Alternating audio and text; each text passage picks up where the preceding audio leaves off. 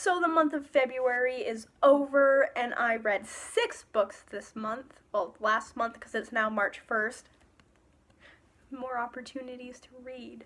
Anyways, I read 6 books. I don't have as much to talk about as I did in my last video, so this video is probably going to be quite a bit shorter, but let's get started. So imagine this. You're a young boy with OCD, because that's an important part of this. Your younger baby brother is sick and has to go in for surgery all the time, and a bunch of angelic wasps come to you and say, "We can fix the baby. You just have to say yes." Are you gonna do it? Because that's what this book is about. This book is called The Nest by Kenneth Opel. It is a beautiful, haunting, creepy book for middle grade students. But if you're older, you can read it, obviously. I've had some people who didn't believe that in my past. But I don't really have much I want to talk about for this book because I feel like anything I say could be spoilers.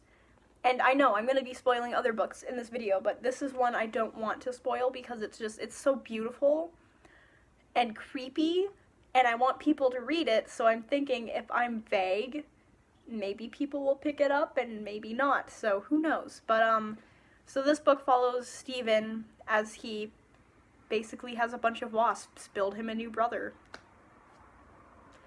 It has a good life lesson about how nobody is perfect, everybody has problems, even if you can't see them, that doesn't mean they're not there, so I enjoyed that, especially coming from a middle grade novel, because a lot of people like to push them under the rug as being, oh, they're for kids, like they don't have anything deep to them. Like, yeah, they do, and this book is proof of that. Also, most people like Disney, and Disney is for younger kids, so you got me? You see what I'm saying? Yeah, you do. I see it through the camera in the future. I see it. This book is an easy read. It's about 244 pages, I believe. There's pictures in it somewhere. Of course, I'm not getting any of them. We'll just flip to the very back where I know there's pictures. Oh, look, pictures! So those are fun. There's not that many, so it's not like cheating if you read it. But yeah, this book is very good, and a lot of people on Goodreads, a lot of mothers specifically, so I have to mention this. Moms, if you want your kid to read this and they're 7, just wait until they're 9 or 10. Just please, because a lot of moms are like, I would never show my kid this book. It's horrifying. It's what? Why would my child read this? It's so scary. And it's like, hey, it was a bit creepy. Yes, but it was so good and it has a good life lesson. Just wait till your kids are a bit older, Shannon. It's not that hard to do. But yeah, read this book, please.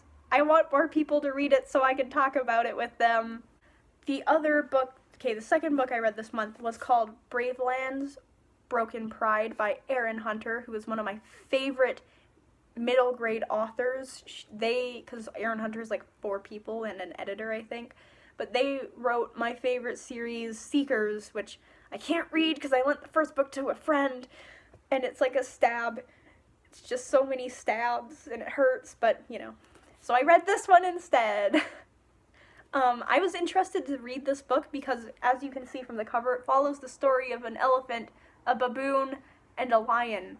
And Erin, the other book I read, like Seekers, only has bears, and they can't really communicate with other creatures. So I was curious to see how they all communicated in an Erin Hunter world.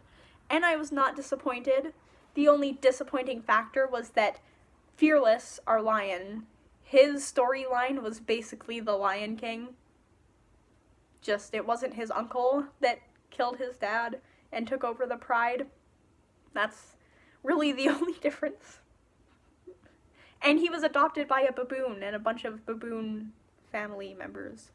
That was the only difference. But yeah, my favorite character is Mud. If anything happens to him, I'm probably just gonna disintegrate. Because, you know, I already suffered through Seekers. I don't need to suffer through this. But knowing Erin Hunter, no one is safe. I was reading it late at night once, and there was this scene, and I was like, Mud better not die, and then he almost died, so I might have jinxed it by saying that. So if you like Mud and you've read this book, I'm sorry if anything bad happens to him. I didn't mean for it to happen. Also, Stinger is a psychopath. We are moving on, because I know I'm kind of rushing through the first 3, and maybe the next 3, but I've been trying to film this for a very long time, and it hasn't worked out, and this is the only time I've actually been happy with what's happening in these videos. So the next book that I read is called This Is What Happy Looks Like by Jennifer E. Smith, and it is yellow, and it's a romance. But Claire, don't you hate Anna and the French Kiss? Why, yes, but this book isn't that. So I was kind of worried after reading Anna, even though I've read this book before. I was like, what if I just don't like romances now? What if I just hate them? Because this was a weird book for me to like. Okay, I didn't read romances, and then I read this book, and I was like, hey, that was cute. There wasn't, like, the pig. That's the only reason I bought it, is because it says that there's a pig, and I was like, I want to read about someone with a pet pig. The pig wasn't in it.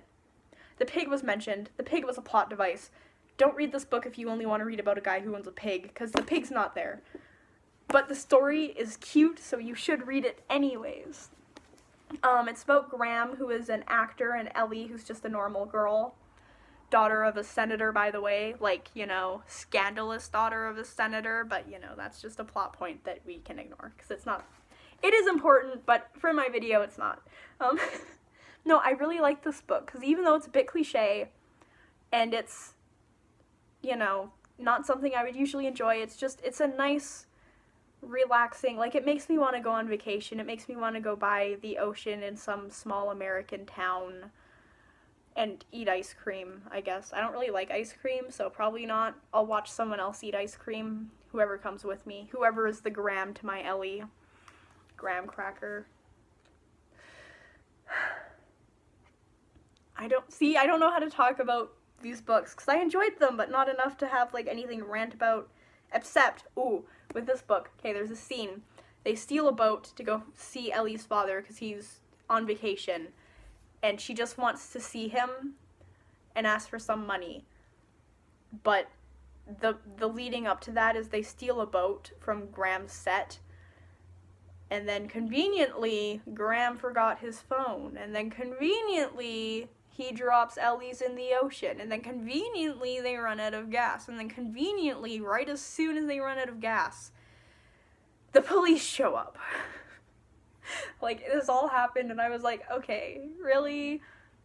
That quick? Like, all of this happens? And then there was a disappearing watch. So, when he drops Ellie's phone in the ocean, she checks her watch. And then, sorry, something is knocking. And then after she drops her, like, she looks at her watch, and then when the police show up, she's all like, she wishes she had a watch to check the time, and it's like, but you do.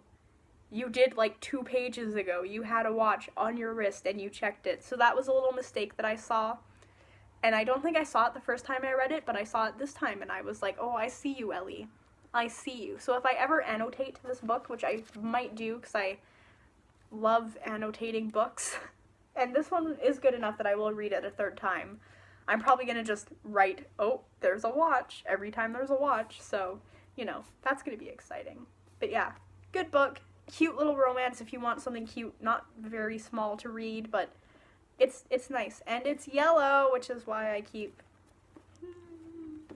bought it. I saw it was yellow. There was a pig. The only promising thing was the yellow on the cover. So the last 3 books that I read, which are part of a trilogy, so I'm going to talk about them together, was the All for the Game trilogy, which starts with the Foxhole Court, the Raven King, and the King's Men. And I have quite a bit to say about these books, but most of it is just ranting about how stupid some of the fans are. And, okay, stupid isn't the right word. They just don't know how to fucking read in a book fandom.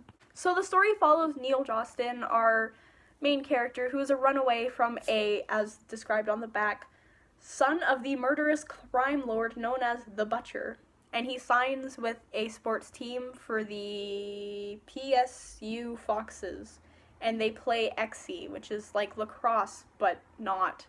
And don't ask me how, because I don't know anything about lacrosse, and I don't know how it's different from XE, but it is, okay? It's just, it's, I don't know, don't ask me, Google it. Please stop asking me. So many people go, oh, but isn't that just lacrosse? And I'm like, I don't know, do I look like I play lacrosse? Or any sport? that isn't badminton. See, I even forgot the name. Like, really? Do I look like I do that? No. I read books and I cry. That's all I do.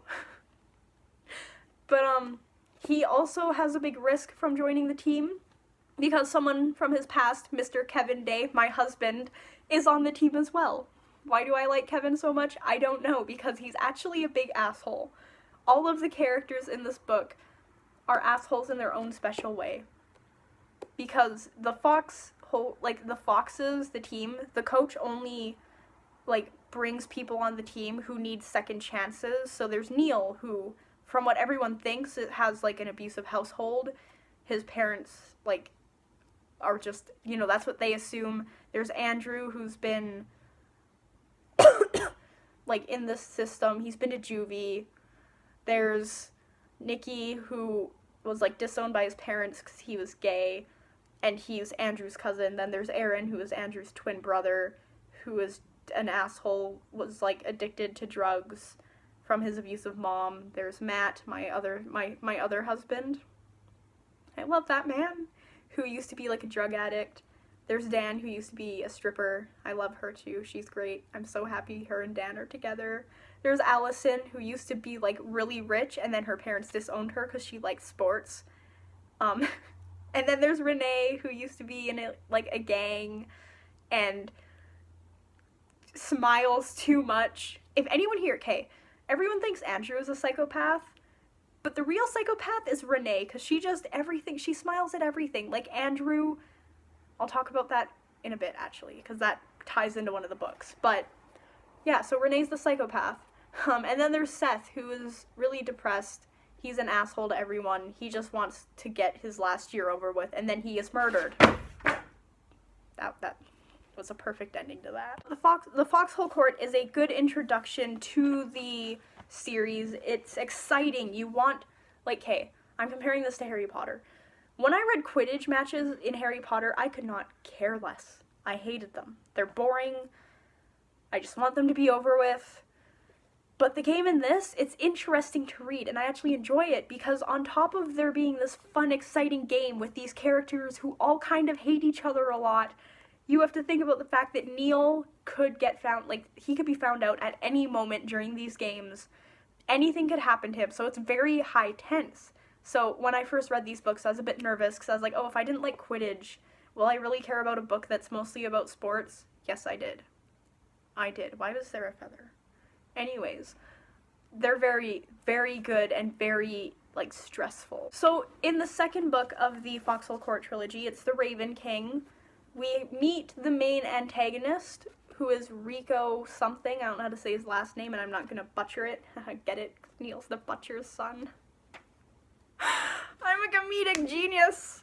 No, I'm not. I'm just sleep deprived. So Rico finds out who Neil is after he sasses him on live television in the first book. And Rico's just basically a little bitch. There's no other way to describe him. He's a little bitch. He needs to, like, get a flick, like, just flick him off something high. Then we'd all be fine. Because, a lot of the fandom defends Rico as, oh, but he was abused as a kid. He's been raised to be number one. You know, he's probably mentally ill. Yeah, but you know what? He also murders people and set up, spoiler alert, Andrew's rape. And since a lot of the fandom, because some people hate Andrew, but a lot of the fandom loves Andrew, you know, they shouldn't be liking Rico, logic says, but they do, for some reason. But yeah, Rico's an asshole, and I wrote a lot of points on why.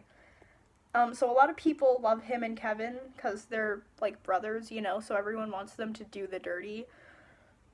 And then there's a scene where Neil is getting tortured by Rico, in order to help Andrew, by the way. And Rico says, I'm going to love hurting you, like I loved hurting Kevin, because, you know, bros, romance, torture, they're all the same. They're all one and the same. Oh, Neil's also an idiot in that scene, because he talks and there's, like, a knife in his mouth, and I'm like, Neil, stop. Let's see. Neil calls the Ravens a cult. Yes, so the Ravens is, like, the other sports team, which Kevin was originally from. And he calls it a cult, and literally every time that Ravens were in the book, I was like, this is a fucking cult. And Neil agrees with me, and that's all I needed in my life. Um, let's see. Oh yes, this is a thing not about Rico. So this book had a lot of recaps, and I've noticed this in a lot of books from series, is that they always have recaps of, like, the information from the other books. So, like, in the first one, you learn about, like, Neil's mom and how she died and how he had to bury her and stuff. You learn about all these other things. And in this book, you relearn them, but it's spread out. So it's not, like, all in the very beginning. It's not like, here's all the information. It's like I had to wait a while to get some of the stuff again. And I was like, oh, yeah. It's not just being forced on me right away. It's, like, nicely spread out. It's nice to just not, I liked that. It was nice to just not have it all forced in the very front, because some books do that, and it's very annoying, because it's like, I binge read these, guys. I don't need this recap. It's like when you're binge watching Netflix, and they're like, last time on this show, and you're like, I've been watching this for 4 days. Fuck off. I don't need this. Give me more show. But, you know, they do it anyways. So that was a nice thing. Let's see. One of my favorite lines from this book was, he knew, logically, that Kevin had to have a father, and I don't know why it made me laugh. It's on page 300. I won't explain the context behind it, but it was just, I love it.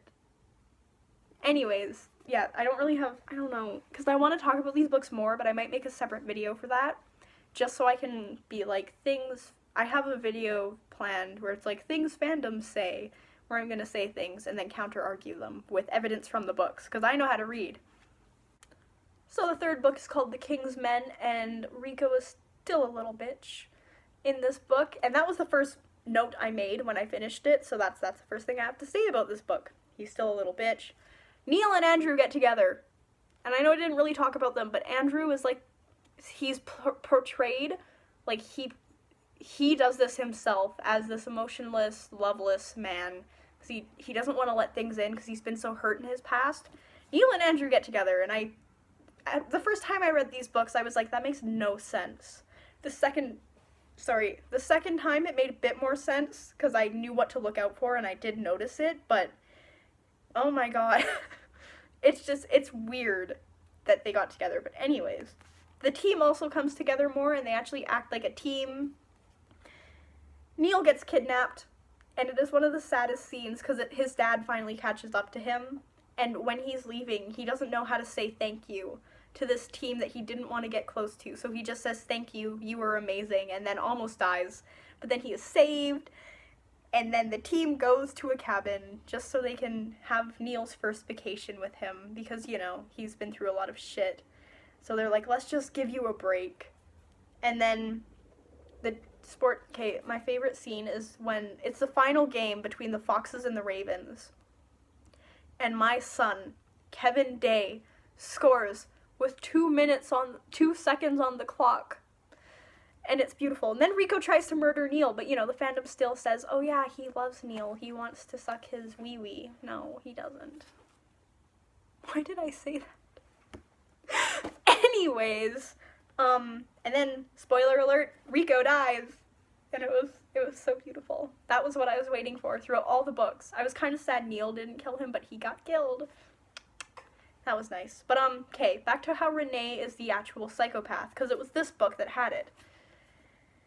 So there's a scene, I'm not really sure where it is in the book, but Andrew basically admits to killing his mom. And Renee, her teammates are like, what the fuck? Why, like, this is weird and scary, and Renee is like, we just have to assume that he had the best intentions. And then she just smiles at them. Like, yes, Renee, I know that you understand why he killed his mom, but why are you smiling?